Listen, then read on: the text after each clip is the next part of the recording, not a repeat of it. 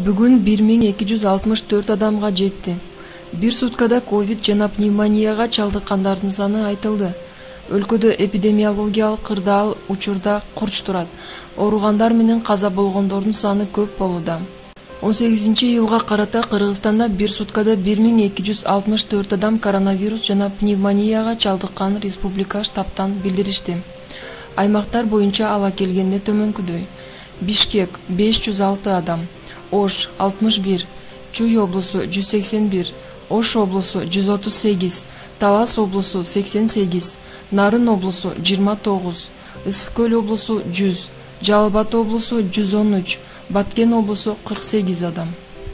Мурда күнү вице-премьер Аида Исмаилова пневмония болгондор эми коронавирус жуктурган деп эсептелерин айткан. Кыргызстанда коронавирус жана пневмонияга кабылгандардын саны 25 047 адамга жетти. Ошондой эле акыркы суткада 73 адам коронавирус жана пневмониянын кесепетинен каза болду. Кыргызстанда жалпы 858 адам коронавирус жана пневмониядан көз жумду.